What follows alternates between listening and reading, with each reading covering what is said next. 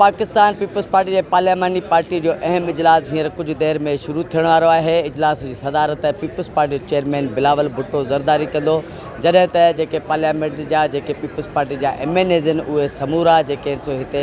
Parliament house के अंदर मौजूद आहिनि ऐं इजलास बाज़ाब्ता तौर ते कुछ देर खां पोइ शुरू थियण वारो आहे। चयो पियो वञे इजलास में जेको अहम नुक़्तनि ते जेको गौर वीचार कयो वेंदो, ख़ासि तौर ते जेको ईंदड़ हफ़्तो आहे चयो पियो वञे त कानून साज़ी जे हवाले सां अहम आहे ऐं पीपल्स पार्टी खे भी जेको आहे सो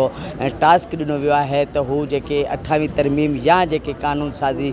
नई आइन में तरमीमुनि जे हवाले सां जेकी कयूं पियूं वञनि वफ़ाक़ी हुकूमत तरफ़ां, उन हवाले सां Peoples Party chairman Bilawal Bhutto Zardari पंहिंजे पार्टीअ जे जेके MNAs आहिनि उन्हनि खे जेको आहे सो एतमाद में वठंदो। उन सां गॾोगॾु हिन इजलास में पीपल्स पार्टी चेयरमैन सदारत कंदो, जॾहिं त हिन इजलास में पीपल्स पार्टी जेको सीनियर अॻवान आहिनि सैयद नवीद कमर, शाज़िया मरी ऐं जेके ॿिए अॻवान आहिनि उहे हिन अहम इजलास में शिरकत कंदा ऐं ख़ासि तौर ते वफ़ाक़ी हुकूमत तरफ़ां जेकी आइन में तरमीमुनि जे हवाले सां या जेकी नई कानून साज़ी कई पई वञे उन ते जेको आहे सो ख़्यालनि जी ॾे वठि कई वेंदी। इन सां गॾोगॾु वफ़ाक़ी हुकूमत खे जेके पीपल्स पार्टी तरफ़ां तरमीमुनि जे हवाले सां जेके तजवीज़ूं ॾिनियूं वयूं हुयूं उन ते बि जेको आहे सो ख़्यालनि जी ॾे वठि कई वेंदी ऐं वफ़ाक़ी हुकूमत तरफ़ां जेके पीपल्स पार्टी जा ख़दशा हुआ जिन खे ख़तमु कयो वियो ऐं हिकु दफ़ो ॿीहर जेको आहे सो वफ़ाक़ी हुकूमत पीपल्स पार्टीअ सां जेको आहे सो कानून साज़ी जे हवाले सां जेकी मशावरत जो जेको सिलसिलो आहे उहो गुज़िरियल ॾींहुं न पर कुझु ॾींहंनि खां हलंदड़ आहे ऐं जेको आहे सो चयो पियो वञे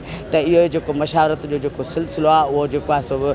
मुसलसल जेको आहे सो 2-3 ॾींहं हलंदो जेसीं ताईं आइन में जेके तरमीमुनि वारो जेको बिल आहे या जेकी नई कानून साज़ी कई पई वञे उन जे हवाले सां जेको आहे सो ख़्यालनि जी ॾे वठि कई वेंदी। इन सां गॾोगॾु हिन इजलास में जेके वफ़ाक़ी हुकूमत तरफ़ां हिन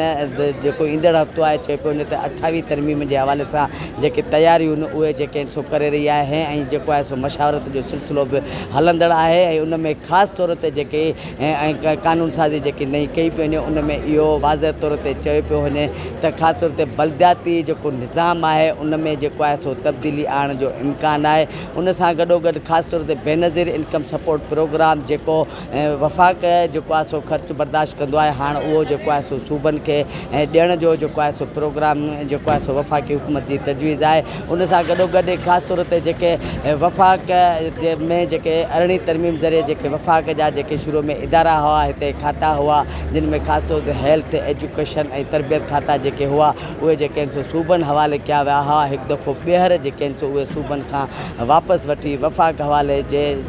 लाइ जेको आहे सो कानून में जेको आहे सो तरमीम आणण जो बि जेको आहे सो वफ़ाक़ी हुकूमत तरफ़ां जेकी मशावरत जो सिलसिलो आहे उहो हलंदड़ आहे। अॼु जेको पीपल्स पार्टी जेको हींअर कुझु देर में इजलास शुरू थियण वारो आहे इन समूरे मामले ते जेको आहे सो तफ़सीली जेको आहे सो गौर वीचार कयो वेंदो ऐं Peoples Party chairman Bilawal Bhutto Zardari ऐं पीपल्स पार्टी समूरनि मेंबरनि खां जेकी पंहिंजी राय आहे उहा जेको आहे सो पिणु वठंदा।